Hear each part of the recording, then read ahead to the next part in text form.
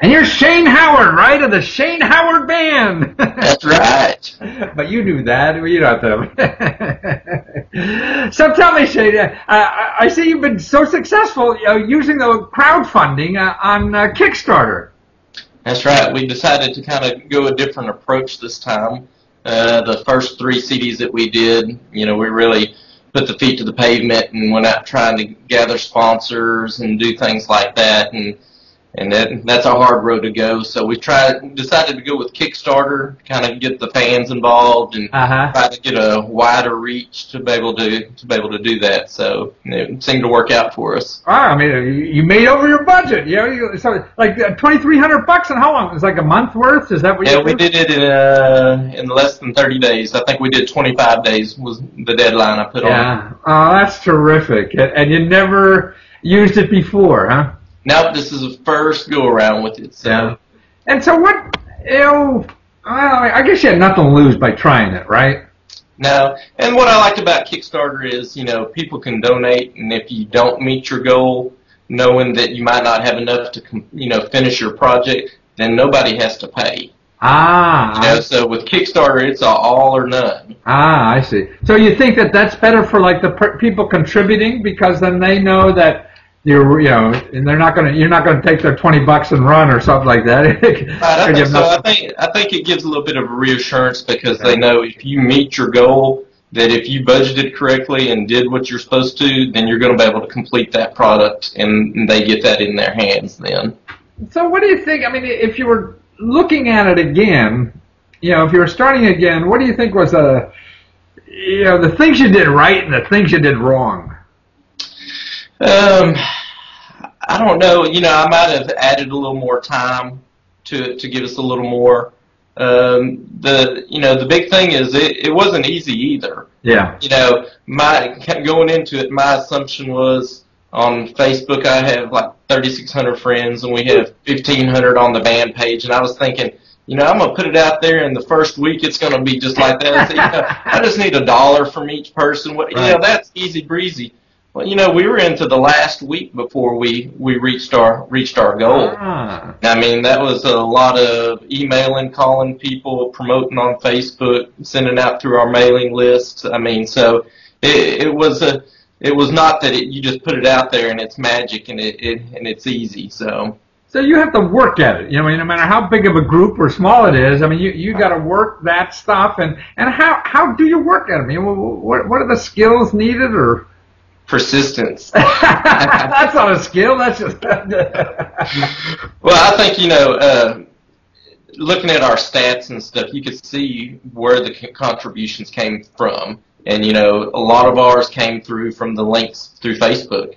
I mean, it was just the broad range of me posting it, and then our friends and fans would post it on their page, and then those new people would see it and things like that. So that helped expand it out a lot. So in other words, the people like on your page or on your list that you ask them to post it on their page I see the ripple effect. Huh? Mm-hmm.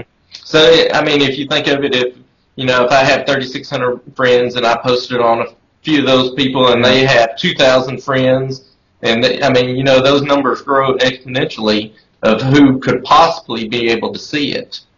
And how do you ask the people? I mean, were you embarrassed at first? That, hey, hey, help me make money, or what? Well, no, because I went into it with the mindset of I'm inviting these people in to contribute because they're going to be part of this project with me.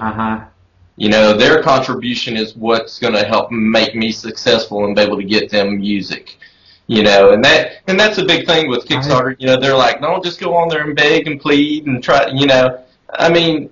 You have to be able to add some incentive to somebody for them to be able to want to help you, and them being part of the project. And different levels of mine that you gave, your name got put on the CD. You got certain autographed items, and so there was different reward levels for the amount that you gave. Mm-hmm. So in other words, and that's true. I mean, I can see my work too, or whatever. That all of us. I mean, if you believe in what you're doing, your work. Then really is that you're having the audience say, hey, help me give you more of this. I need your help. If you like my stuff, I got to keep going, and this is the way to do it. Besides hiring a concert hall. That's right. That's right. Well, I mean, my belief is there's nothing free in life. Yeah. You don't get anything without a lot of hard work, right. and people in this economy and day and age is, money is tight. So it's nice to know that I had people that supported me even during these times, that believe in my music and want to help me promote it and get it out there. That must be, because you go into, I guess you go on a stage or audience, people pay a ticket to come in, and this is another way to get that affirmative, reaction, affirming that, hey, you're doing something important in life. People want this. That's right. Yeah, So next time, if you do it again, what would you do differently? I think the biggest thing with it is, I think the structure and the reward programs and stuff worked beautifully. Right. It's more about getting out to more people for them to know about it. So, how was your award program? I see you had a bunch of them, like maybe 10 or 12 of them, right? Right. It went from anywhere. The lowest level was $5 just because you wanted to donate and be part of it. $50 levels, they got CDs, they got autographed stuff, they got drumsticks that the band autographed, and then I went up to like $1,000 where I go out and I'm gonna be playing a show for somebody because they donated the $1,000. Oh, I see. Wow. So there's no reward that doesn't get anything. You're always going to get something, and hopefully, and with those levels, they can pick what amount of stuff that they want and what they really enjoy. So what would you say to somebody who's sitting on their butt at home and dreaming about doing their dream? What would help them get off the couch and do something? Well, I think sitting there, it's never going to happen, and hard work and determination is the only way in life to go. So just you got to follow your dreams and work hard. Yeah, and even if you put it on Kickstarter, then that's when just the work starts. That's when it begins. Well, thank you, Shay. You're a great guy, and the music is great. I was listening to it beforehand, and actually, at the end of this, people stay tuned because we're going to have Shane and his group playing, and it's your new tune is what? I Lie? I Lie. Our new song is going to be on our upcoming album. Okay, and the album is called? Rattlesnake Road. Rattlesnake Road, and here's Shane Howard and his band with I Lie!